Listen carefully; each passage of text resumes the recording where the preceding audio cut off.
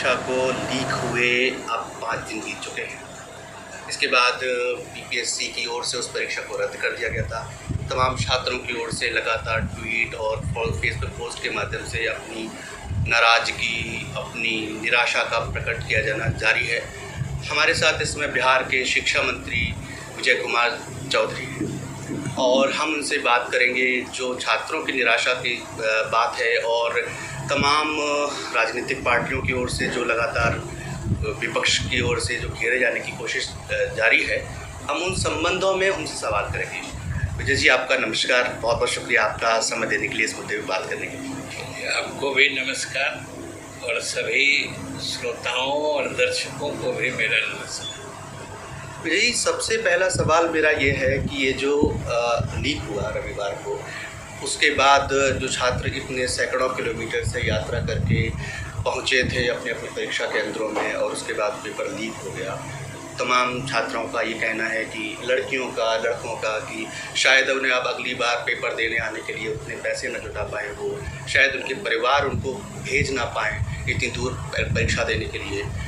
जो मानसिक प्रताड़ना, जो डिप्रेशन, अवसाद की बात तो छात्रों की ओर से आ रही है।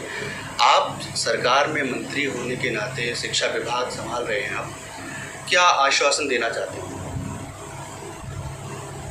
हम तो सभी छात्र छात्राओं से यही अपील करेंगे कि इसमें कोई उतना निराश होने की बात नहीं है। अगर परीक्षा का पेपर लीक हो जाता है तो परीक्षा को रद्द करने के अलावा कोई रास्ता बचता नहीं है। और वैसे भी जान लीजिए कि आप लोगों ने भी देखा है या जो घटना घटी है परीक्षा का पेपर लीक होने का, ये कहीं से कोई मतलब इसका प्रामाणिक सबूत नहीं है कि उससे किसी को फ़ायदा मिला था कि नहीं मिला था। लेकिन आप ये बिहार लोक सेवा आयोग की और सरकार की पारदर्शी तरीके से काम करने की शैली जो है उसको अप्रिशिएट करना चाहिए कि पेपर लीक हुआ, वायरल हुआ, लेकिन उससे कोई लाभ लेने की अभी तक कोई सूचना नहीं है। अब आपको सूचना हो तो मैं नहीं जानता हूँ, जो वो कोई परीक्षा हॉल में बैठे किसी विद्यार्थी को पहुँच गया और उसने उसका फ़ायदा उठा के कोई पेपर लिख डाला, इसे दुनिया ने देखा, तो भले ही किसी को फ़ायदा नहीं हुआ, लेकिन जो इस मामले में ज़ीरो टॉलरेंस की नीति करते हैं कि विश्वसनीयता की बात होती है कि अगर वायरल हो गया, कहीं से गोपनीयता भंग हो गई, तो चाहे कोई लाभ ले पाए या नहीं ले पाए, परीक्षा में विश्वास सबका बना रहे। इसलिए आयोग ने ऐसा फैसला लिया और सरकार ने भी इसको उचित माना है। और हम समझते हैं कि इसमें उस ढंग से निराशा की तो कोई बात नहीं है। परेशानी हुई तो निराशा की बात किस लिए है? सॉरी, मैं आपको रोकना चाहता हूँ। निराशा की बात इसलिए है कि वो तमाम छात्र आर्थिक और सामाजिक रसाताल से अपने परिवार को बाहर निकालने के लिए इस सबसे बड़ी परीक्षा की तैयारी करते हैं। कई बार उनकी उम्र निकल जाती है, कई बार एग्ज़ाम लेट हो जाता है, बार बार एग्ज़ाम लेट हुआ था, ये आपको भी जानकारी इस बात की है। और ऐसे में कई बार हौसला भी टूट जाता है। तो ऐसे में निराश ना होना, ये मतलब ये बड़ा अजीब बात है। आप जैसे उम्र की बात कर रहे हैं, तो जिस डेट को इस परीक्षा की तिथि आई थी, अगली परीक्षा की जो तिथि आती है, इस बीच में अगर किन्हीं का एज एक्सपायर करता है तो आप जरूर संज्ञान में लाइएगा। हम लोग निश्चित रूप से सरकार की तरफ से पहल करेंगे। सर, कानूनी रूप से तो शायद उनकी एज एक्सपायर ना करे, वो एग्ज़ाम देने के लिए समर्थ हों, लेकिन सर मतलब उम्र तो बढ़ी जाती है। तमाम लोग फिर दूसरे पेशे में जाने की कोशिश करते हैं। वो जी मतलब आप खुद स्वीकार कर रहे हैं कि आप बिल्कुल काल्पनिक प्रश्न पूछ रहे हैं। जिसकी संभावना आपको भी नहीं दिखती है, क्योंकि आपने खुद कहा कि उम्र नहीं भी पार कर सकती है।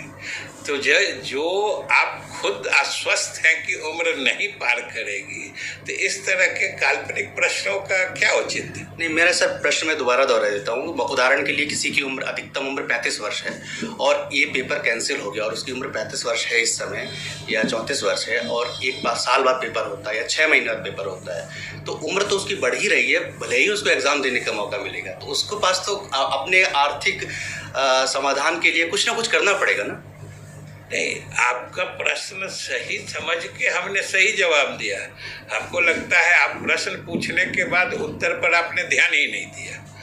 यही तो हमने कहा कि आज जिस तिथि को जितनी उम्र, अधिकतम उम्र की अनुमान्यता है, अगर अगली तिथि जो निकलती है इस बीच में कोई आयु सीमा पार करने की स्थिति आती है, तो वैसे मामले आएंगे तो सरकार जरूर चाहेगी कि उस पर आयोग विचार करे। यही तो हम कर रहे हैं। और जहाँ तक आर्थिक संपन्नता या विपन्नता की बात है, तो कोई एग्जाम की तिथि 3-4 महीने बढ़ने से या जितना भी बढ़े, अभी तो फैसला हुआ नहीं है।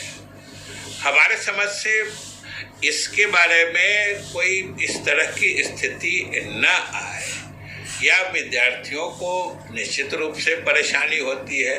आपको क्या लगता है कि विश्वविद्यालय से भी जो परीक्षा होती है, मैट्रिक की भी परीक्षा होती है, इसमें तो एक स्तर से ऊपर जैसे पास किए लड़के रहते हैं, उसमें तो और गांव दूर देहात के स्कूलों के विद्यार्थी होते हैं। कभी कभी मजबूरी में वो परीक्षाएं भी कैंसिल होती हैं। विद्यार्थियों की परेशानी, विद्यार्थियों की जो दुश्वारियां हैं, उससे इनकार नहीं किया जा सकता है। लेकिन ये तो सब आप लोगों ने देखा है, और मीडिया का तो ये दायित्व तो बनता है लोगों को बताए कि सरकार ने ये काम कोई पसंद से तो किया नहीं है, ये किसी की खुराफात है, किसी का मिसचीफ है। जैसा कि हमने कहा कि इससे किसी को फायदा भी पहुंचाया गया, ये बात भी अभी तक आप लोग कहीं नहीं सामने ला पाए हैं। लेकिन अगर किसी ने सीधे कहीं से उसका स्क्रीनशॉट लेके वायरल कर दिया, तो आपको ये जरूर बताना चाहिए लोगों को कि ये सिर्फ और सिर्फ मिसचीफ के रूप में होंगे, जिनकी तहकीकात हो रही है। और हम लोगों को पूरी उम्मीद है कि ऐसे जो शरारती तत्व हैं, उनकी पहचान कर उनके विरुद्ध कानूनी कार्रवाई की जाएगी। कानूनी कार्रवाई पर आते हैं सर। अब तक जो जांच हुई है, जो हमारे पुलिस अधिकारियों से बात हुई है, हमने जो रिपोर्ट प्रकाशित की है, उनमें एक बात स्पष्ट रूप से नज़र आती है। कुछ परीक्षा केंद्रों में यूपीएससी के नियमों के तहत जो परीक्षा आयोजन की जानी थी, उन नियमों का उल्लंघन किया गया। लेकिन अब तक न जिलाधिकारी के खिलाफ कोई कार्रवाई हुई है, न पुलिस अधीक्षक के खिलाफ कोई कार्रवाई हुई है। यही नहीं, जिन लोगों के ऊपर जिम्मेदारी थी कि वो नियमों का पालन कराएं, वो स्वयं उस मामले की जांच करा रहे हैं। इसके साथ ही मैं जोड़ना चाहता हूं, यहाँ पर 5 दिन हो गए हैं आरा के कुंवर सिंह कॉलेज में जो विवाद हुआ था, लेकिन अब तक कोई एफआईआर दर्ज नहीं हुई है। एक और लाइन जोड़ देता हूं मैं इसमें कि अब तक ईओयू यूनिट ने, आर्थिक एंड साइबर अपराध शाखा जो है, उसने 420 और 467 जो धाराएं हैं, जो पेपर लीक विशेष रूप से जो मामला है, ये एक भी गिरफ्तारी नहीं की है। क्या कहना है आपका इस पर? देखिए, सबसे तो पहली बात है कि आप थोड़ी जल्दीबाजी में हैं, और न्याय हमेशा हर पक्ष को उचित समय देता है। और आपने कहा कोई कार्रवाई नहीं हुई है, और आपने देखा कि केंद्राधीक्षक से लेके मैजिस्ट्रेट जो दंडाधिकारी थे वो गिरफ्तार हुए हैं। ये कार्रवाई नहीं है। और जो बात आप कह रहे हैं, जब जांच पूरी हो जाएगी, जो ईओयू जांच कर रही है, उसमें जहां तक जो साइबर कनेक्टिविटी या कहां से वो इनिशिएटर था उसका, जो उसकी जिसने ये मिसचीफ किया था, वहाँ तक पहुँचने के बाद चाहे उसके लिए जितने लोग दोषी होंगे, कलेक्टर दोषी होंगे, एसपी दोषी होंगे, उनके भी खिलाफ कार्रवाई होगी। और अभी जो प्रारंभिक जांच में जिन लोगों की उदासीनता या नेग्लिजेंस या गड़बड़ी पाई गई, उनके खिलाफ कार्रवाई हुई है। सर, आप कह रहे हैं कार्रवाई हुई है, लेकिन अगर परीक्षा केंद्र में जो सीसीटीवी फुटेज को इंश्योर करना जिला प्रशासन की जिम्मेदारी थी, वो स्टैटिक मजिस्ट्रेट की जिम्मेदारी नहीं थी। जिला प्रशासन का दायित्व है कि वो उन नियमों का पालन कराए जो नियम बीपीएससी द्वारा तय किए गए हैं, और आप कह रहे हैं कार्रवाई हुई है। अब तक क्या जिला प्रशासन के खिलाफ कोई भी एक्शन लिया गया है? मैं डीएम और सीनियर ऑफिसर्स की बात कर रहा हूँ, जिनके ऊपर मुख्य रूप से जिम्मेदारी थी। आप तो जांच से भी पहले ही जिम्मेदारी फिक्स कर दिए, किसके खिलाफ कार्रवाई की जाए ये आप ही सुनिश्चित कर दे रहे हैं। तब तो लगता है जांच की आवश्यकता ही नहीं थी। ये सारी जिम्मेदारी उनकी थी, सारी जिम्मेदारी सरकार की है। सवाल है कि सरकार की तरफ से या कलेक्टर एसपी की तरफ से भी जो मैंने स्पष्ट कहा है, अब कहाँ पे कन्फ्यूजन है आपको हम नहीं समझ रहे हैं कि जांच पूरी होने के बाद अगर कलेक्टर एसपी के नेग्लिजेंस की बात आएगी तो उनके भी खिलाफ कार्रवाई होगी। अभी प्रारंभिक जांच में जिनका दोष या जिनकी कमजोरी या जिनका नेग्लिजेंस सामने आया है, उनके खिलाफ कार्रवाई हो रही है। इसलिए हम आपसे भी अनुरोध करेंगे और आपके माध्यम से सभी हमारे छात्र छात्राओं से भी अपील करेंगे कि जब सरकार ने और आयोग ने दोनों ने इतनी त्वरित कार्रवाई की है, तो जरूर भरोसा रखना चाहिए जो भी दोषी होंगे उनके खिलाफ हम निश्चित कार्रवाई करेंगे, क्योंकि ये सरकार और आयोग के भी विश्वसनीयता का प्रश्न है। इसका पीछे परिप्रेक्ष्य में ये भी नहीं भूलना चाहिए कि पिछले 2-3 साल से शायद आपको पता होगा और अपने दर्शकों और श्रोताओं को भी बताना चाहिए कि बिहार लोक सेवा आयोग की कार्यशैली की न सिर्फ अपने प्रदेश में बल्कि पूरे देश में इसकी सराहना हो रही है। इसको भी ध्यान में रखना चाहिए और आगे भी सही और सख्त कार्रवाई हो।